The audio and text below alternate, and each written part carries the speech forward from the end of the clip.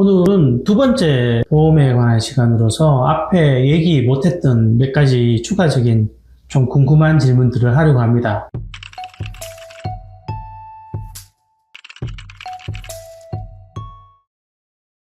이거 하다 보니까 솔직하게 말하면 제가 소비자적인 관점에서 자꾸 궁금해지는 게 많아요. 저도 이제 뒤를 신경 쓸 나이가 된 거죠. 일단 최근에 저한테 들어온 질문 중에 그런 분이 계셨어요. 변액보험을 드신 분이신데 이게 수익률이 싹 그분은 내키지가 않으셨나 봐요. 네. 이런 경우에도 계속 가져가야 되는 건지 물으셨는데 저보다는 훨씬 그런 쪽에 좀 더 정확한 답변을 주실 수 있으실 것 같아서 한번 여쭤봅니다. 어떻게 해야 될까요? 제 생각에는 제가 2010년경에서 2015년까지 메트라이프 생명에서 제가 근무를 네. 했거든요. 그때 이제 변액보험을 많이 했는데 짧은 기간, 예를 들어서 5년 동안은 수익이 별로 안 났는데 2015년을 넘어서 지금 최근 한 10년을 보면 수익이 어마무시하게 났습니다. 네, 불장이니까. 예, 불장이기 때문에 그렇죠. 계속 수익이 이제 올라가는 거죠. 근데 이제 회사가 국내사 같으면 삼성생명, 교보생명, 하나생명 이런 쪽은 채권을 50% 정도, 어떤 경우는 70%까지 무조건 강제로 이게 들어갑니다. 안전자산을 좀 더 높게. 그렇죠. 네네네. 그래서 이제 수익이 적게 나더라도 네. 고객이 원성을 안 듣고 싶은 그렇죠. 대형 빅3사들의 이제 그 특징이죠. 네. 특징이다 보니까 채권을 50이나 70%가 들어가면 수익이 정말 많이 안 납니다. 네. 물론 그렇죠. 안정적으로 한 매년 뭐 3%에서 5% 안정적으로 나긴 나죠. 근데 메트라이프 같은 경우는 채권 비율을 정해놓은 게 없습니다. 그러니까 100% 주식에 들어갈 수도 있고 고객이 원하면 뭐 30% 채권에 들어가도 되고 당연히 그렇게 때문에 하면 안정성은 약간은 떨어지겠지만 떨어질 수 있겠네요. 최근 10년에서 15년 데이터를 제가 봤을 때는 마이너스로 난 적이 없고요. 계속적으로 불장인 것처럼 올라갑니다. 네. 잘 아시겠지만 어쨌든 주식과 관련된 내용들은 들어가는 타이밍, 그 시기의 영향이 굉장히 크다라는 건 감안하고 들어주셨으면 좋겠습니다. 보험 관련 쪽 내용들을 세팅을 해놨는데 네. 이게 시간이 좀 지나면서 보장은 그런 대로 유지하면서 보험료를 조금 더 낮출 수는 없나? 뭐 이런 생각들을 하게 되는 경우들이 있어요. 네. 이건 좀 어려운 얘기일까요? 아닙니다. 이것도 최근에 그 TV 홈쇼핑에서 많이 이제 다루어지는 주장 같은데요. 홈쇼핑에 보시면 보험료가 50만 원에서 100만 원인데 보장은 더 크게 하면서 보험료를 50%에서 많게는 뭐 70% 낮췄다 이런 게 가끔씩 나오지 않습니까? 그걸 어떻게 하는지 아십니까? 알면 제가 여기 네. 그 비결은 저축보험료와 보장보험료의 차이입니다. 예를 들어서 종신보험을 한 달에 30만 원을 들어가고 계시는 분이 계시다고 하면 이 종신보험을 해지를 합니다. 해지를 하고 정기보험으로 바꾸는 거죠. 종신보험 안에는 20년을 납입을 하고 나면 내가 내는 사망보장이 그대로 있으면서 저축 기능도 있거든요. 네. 그래서 종신토록 보장이 되어지고, 그리고 최근에 종신보험에 두 가지 혜택이 있거든요. 정부에서 이제 국민연금 재정이 부족하다 보니까 이 종신보험을 연금으로 할 수 있도록 지금 법적으로 연금할 수 있도록 하는 방법이 있고요. 네. 또 하나는 이제 신탁제도가 있습니다. 네. 내가 원하는 자식이 2명 중에서 아니면 3명 중에서 나머지 자식들이 효도를 안 해서 뭐 상속을 재산을 물려주기 싫고 오로지 내가 이제 지정한 한 명의 자식에게 이 종신보험이 2억이든 아니면 10억이면 이 10억 전체를 다 이제 신탁회사에 맡기는 겁니다. 네. 맡겨서 그리고 이 신탁에 맡기는 이 보험은 채권자가 와도 다 보호가 됩니다. 맡겼기 때문에. 이 제도도 요번에 이제 정부에서 지금 법안이 통과되었는 걸 알고 있거든요. 그래서 이런 걸 이용을 할 수가 있는데, 만약에 이걸 보험료를 이제 낮추게 되면 정기보험으로 가는 순간 이 보험료는 엄청나게 작아지지만 한 70%에서 80% 작아집니다. 그러나 기간이 종신이 아니고 70세 정기일 수도 있고 아니면 80 정기일 수도 있고, 아니면 뭐 지금부터 더 짧게 뭐 한 10년밖에 보장 안 될 수도 있고 이렇게 바뀌거든요. 근데 이 부분을 고객님들께서 잘 모르시더라고요. 그냥 보험료만 단순히 이제 단순 비교해서 보험료 70만 원이 30만 원 되었다. 아니면 보험료 50이 뭐 20대였다. 이렇게 TV에서는 나오고 있던데 그 부분 큰 모순이라고 생각해요. 지금. 이게 일종의 조삼모사네요. 네. 네. 제가 앞 시간 마지막에도 얘기했는데 세상에 공짜는 없는 것 같아요. 나이가 60이 넘고 70이 넘어도 가입해야 되는 보험 같은 것도 있을까요? 그리고 그 나이 때도 가입하는 게 의미가 있어요? 당연하죠. 보험은 살아있을 동안은 계속적으로 업그레이드를 시켜야 된다고 저는 개인적으로 생각을 하고 있고요. 그리고 보험 가입할 때가 늦은 때는 없다고 생각되어집니다. 왜냐하면 70세가 되었는데 내가 5년 전에 암에 걸렸어요. 암에 걸려 5년 동안 암에 걸려서 엄청 고생을 한 사람은 다른 건강한 사람보다도 암에 대한 니드가 엄청 강합니다. 그럼 이분은 나이가 5년 전에 암에 걸려가 고생을 하시다가 건강을 되찾고 나서 다시 보험을 또 가입합니다. 그렇게 되는 경우도 있고요. 그리고 제가 일부에서 말씀을 드렸는데 60이 넘고 70이 넘으면 내가 준비가 되어 있는 보험 중에서 간병보험이 있는지 아니면 치매보험이 준비가 되어 있는지 아니면 최소한으로 암 진단 자금이나 암 주요 치료비나 이런 최소한의 수술비라든지 이런 게 준비가 되어 있는지를 보시고 혹시라도 준비가 안 되어 있다면 빨리 가까운 보험 설계사를 만나서 그 부분을 준비를 하시는 게 맞다고 생각되어집니다.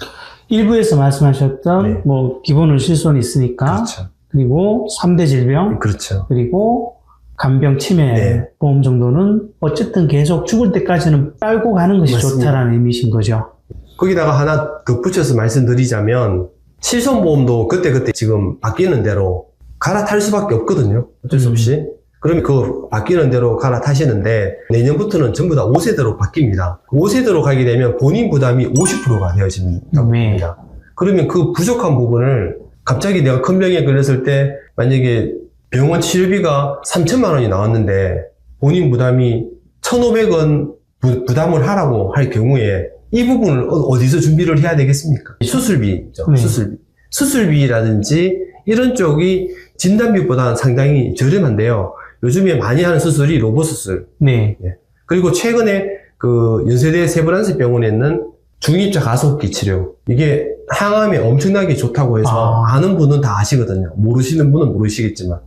근데 비용이 한 7천만 원이 듭니다. 그 한 번 사용에 7,000원 네. 아닌 거죠? 한 번에 7천을 현금을 가지고 와야만 사용할 수 있습니다. 뭐 내가 나눠가지고 10개월 할부 안 됩니다. 무조건 현금 7천을 세브란스 병원 몸무실에 납부를 해야만 그 치료가 되옵니다. 근데 이 치료는 정말 간편합니다.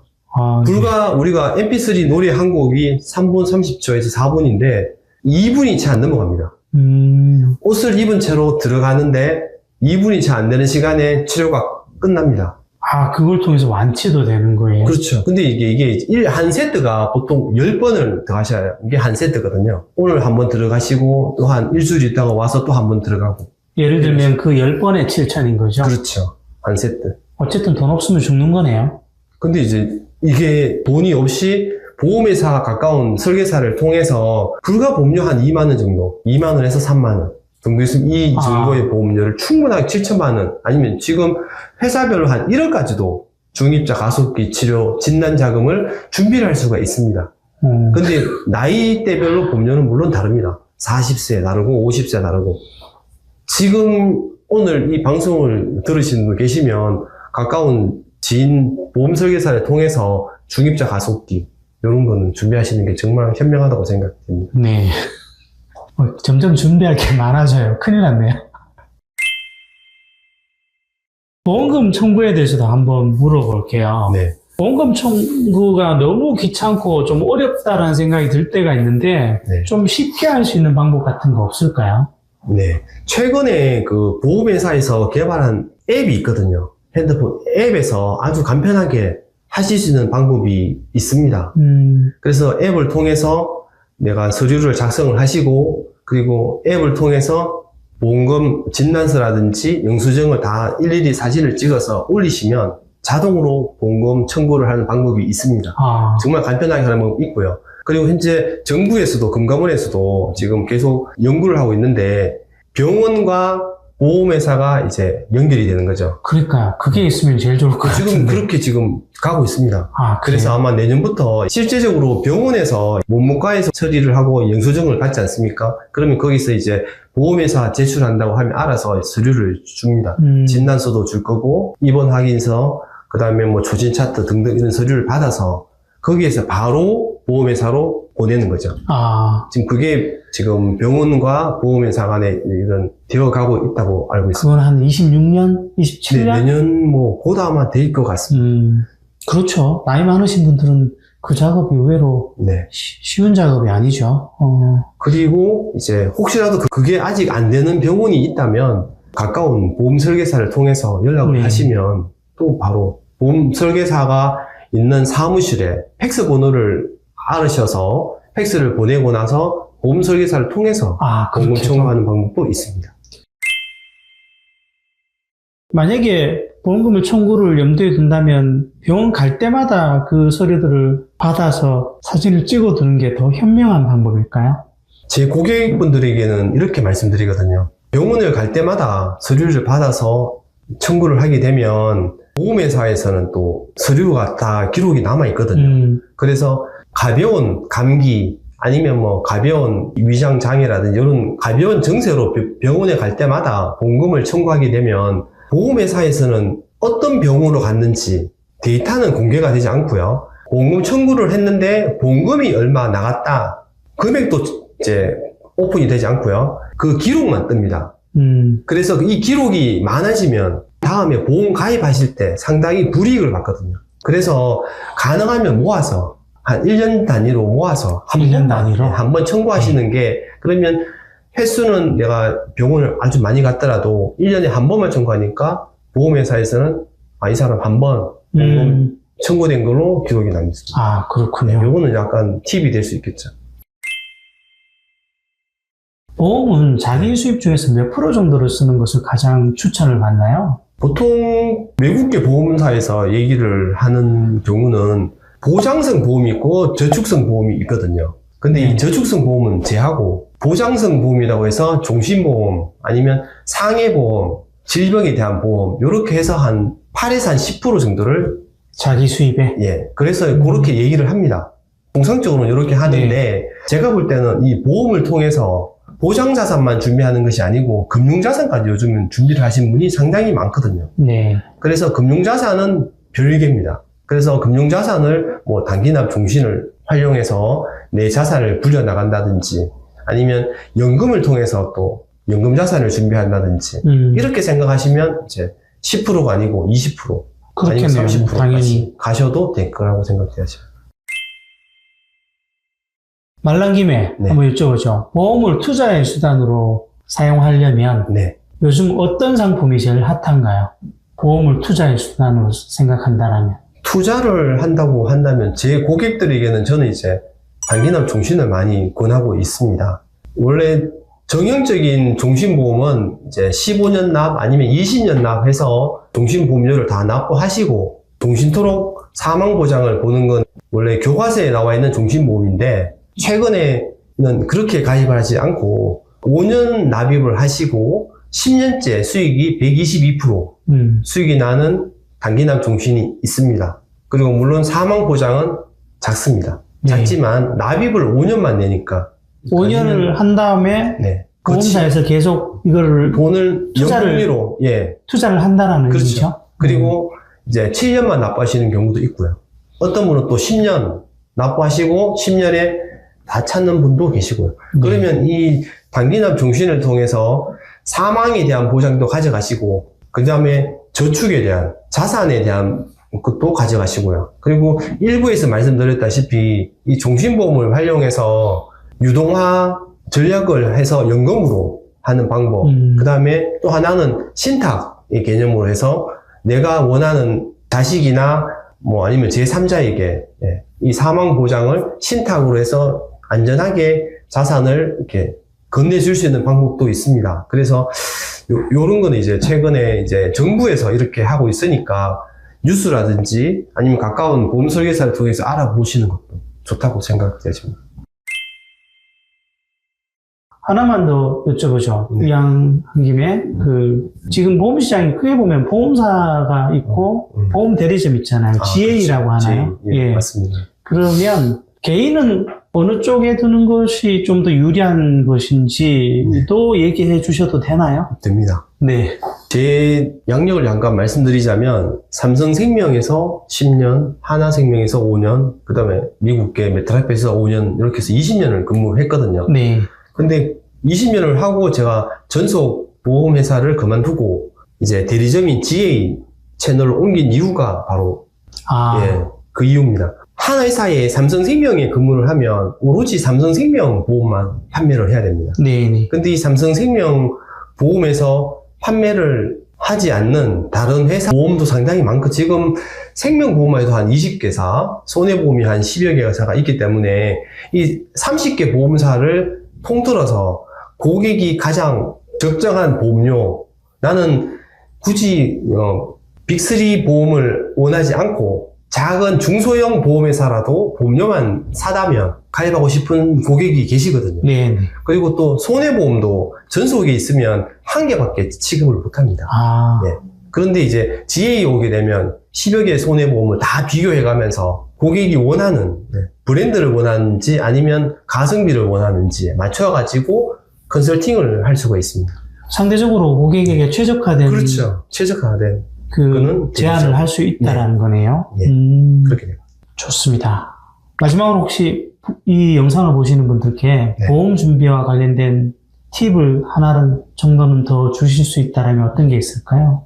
보험 준비와 관련된 팁을 드리자면, 보험을 가입을 하셨다고 해서 내가 10년 전 보험, 20년 전 보험이 물론 있더라고요. 근데 그 보험이 완벽하다고는 보여지지가 않고요.